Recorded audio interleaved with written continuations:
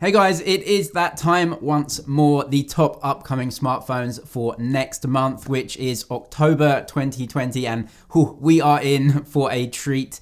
This and next month, a ton of flagship high-end phones coming from all of the best manufacturers: Apple, Huawei, Google, and even OnePlus with flagship phones. So let's get right into OnePlus's new flagship phone, the OnePlus 8T, and what it's going to give us. The OnePlus 8T coming on the 14th of October, and OnePlus have started essentially just telling us all of the specs of the phone.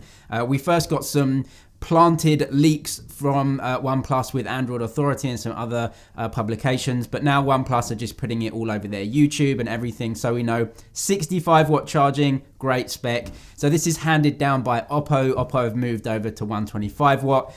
Given OnePlus the year-old 65-watt, but certainly this is still a stupid spec. 65-watt is absolutely mental, and I've used it in a few phones. It is amazing. It does change the way you think about charging for sure. It's just pop it on and pretty much half the battery's there before you even know it. Other than that, and I really like this, a 120Hz display, but a flat display, and that basically means a cheaper smartphone because the display is one of the most expensive parts, especially when it's curved. So yep, a flat display, but with that key spec, 120Hz, high refresh rate screen. I really like that. Other than that, it's more of the same from OnePlus really, a slight redesign for the camera array, going for a Samsung style, or you could say Huawei style, because I think they were actually the first with the Honor V30. But anyway, that modern 2020 camera array design. Two main cameras really, and then two auxiliary cameras that are just making up the numbers. But overall, it's just a solid smartphone. Flagship SoC, great screen. Amazing charging. Yes, it's going to get beaten by Oppo next year, but it still is really, really good. Cameras aren't going to be world beating as always. This is a OnePlus phone. That's just the way it is. But a price in the region of $699 US, that is competitive for these specs. So this is the Android flagship that I think most people are looking for in terms of the price and the specs you get. Also coming from OnePlus though is this rumored device, the OnePlus N10 5G. It's a kind of weird one, and we've seen this leaked, well, I say leaked again, OnePlus basically work in conjunction with Android Authority to tell us about their phones. So we have this phone. It's a budget phone, apparently about $400, using a Snapdragon 690. Never heard of that one before. Definitely a low end or budget chipset, but it has 5G coming in at about $400, which is certainly competitive with the Google Pixel 4a and the iPhone SE. You do take a huge step down when it comes to the chipset in this phone, but apparently a 90Hz display, that's great for a $400 phone. The cameras will again just get beaten by the Pixel and the iPhone. That's just what OnePlus give us. They concentrate on the screen really. Would this phone be a good bet for someone over the Pixel 4a or the iPhone SE in America or Western markets? I'm not really sure. I guess it depends on the user, of course, and you could buy a year-old flagship for, I guess, like $500 now. So is it competitive? I guess that's who you are. Is it coming in October? Possibly not. We do know it is coming at some point, but October, maybe not. Maybe that's just reserved for the flagship OnePlus 8T. Then we move on to Xiaomi, and they are giving us their new flagship phones, which is the Mi 10T and Mi 10T Pro. Yeah, they're using T the same as OnePlus, so maybe we can compare these. In terms of the Mi 10T Pro though, this is a typical Xiaomi device. Xiaomi literally shooting for the stars when it comes to the specs. There's literally everything on this, numbers galore. So you have 108 megapixel camera, 50-watt charging, and this really interesting spec for me, which is this screen, 144 Hz refresh rate. So yeah, we know really 2020 is all about refresh rates. This whole year has been about who can give us the best high refresh rate OLED screens. But Xiaomi are doing something kind of different here. They are trying to beat the competition with this refresh rate number at 144. So yeah, on the spec sheet, 144 beats 120. It's a higher refresh rate. But Xiaomi are using an LCD display, or what we would call an IPS LCD display. This means fundamentally that the phone is going to be cheaper to produce for Xiaomi. LCDs are cheaper. They are not considered as premium as OLEDs for many different reasons. They simply do not have the same contrast ratios or colors or general quality as OLEDs. and you've got this 144 Hz refresh rate. Would it have been better for Xiaomi just to use an OLED display with 120 Hz or even 90 Hz? Possibly. I guess that depends on who you are, if you like LCD versus OLED, or if you just want the highest refresh rate.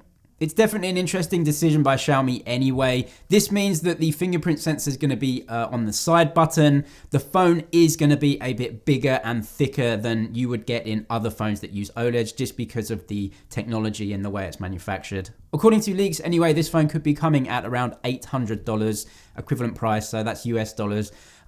It's kind of expensive. There's a ton of competition at $800. It's going to be launching on September 30th, which actually is a clash with another release, so we'll see how it goes.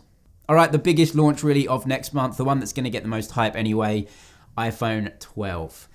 Yep, 4 phones in the iPhone 12 series, iPhone 12, Pro, Pro Max, and most interestingly for me, this new one, the Mini. And we've known over the last few days that this should be called the iPhone 12 Mini. If you don't keep up with a lot of other Apple releases, actually the Mini branding is used quite a lot by Apple. They have an iPad Mini, they also have a Mac Mini, and they had an iPod Mini back in the day.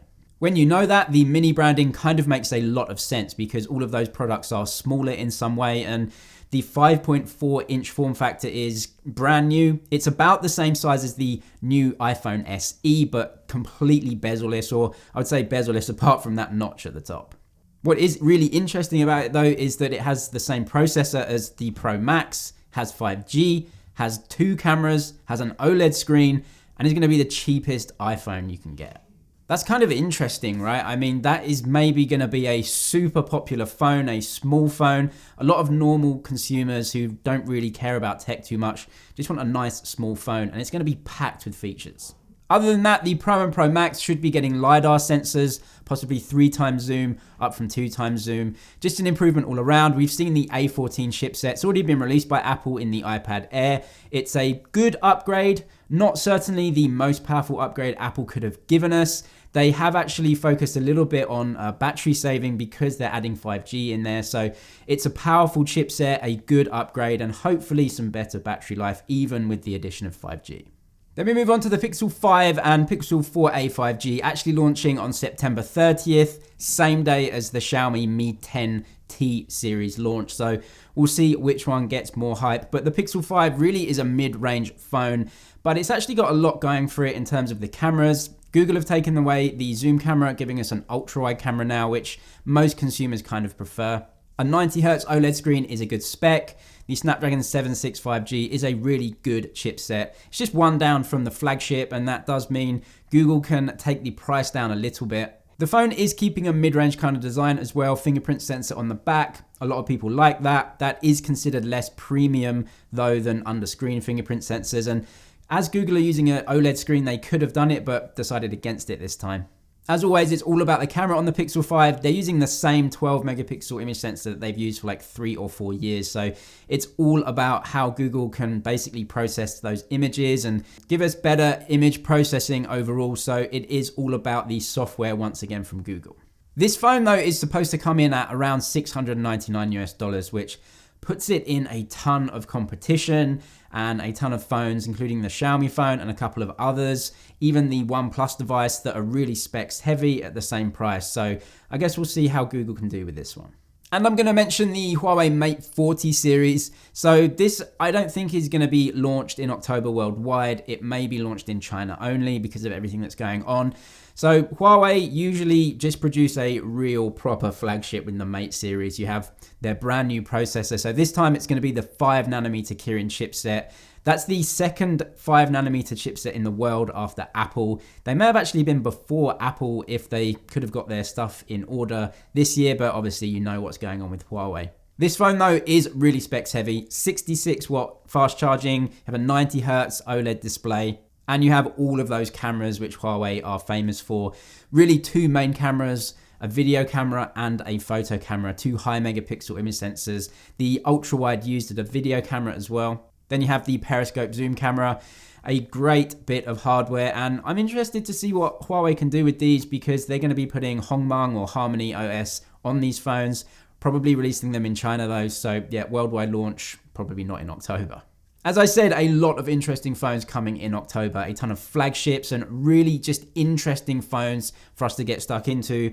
And I didn't cover the Galaxy S20 Fan Edition from Samsung because it has released already, but that looks really good as well, especially for the price. So I want to end with a question. You have the Galaxy S20 Fan Edition at $699. You have the Google Pixel 5 at $699, and you have the OnePlus 8T at $699.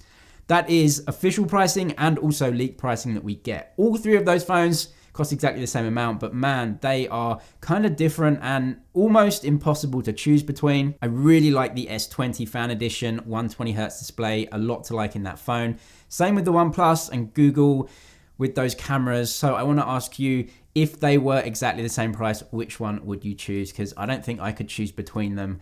It's really, really close. Let me know in the comments which one you would choose. Also, which phone you're looking forward to the most. And if you're looking to buy a new one of these, which one would it be? That is it for this one though. Thank you for watching. Thumbs up if you liked it, and I'll see you in the next one.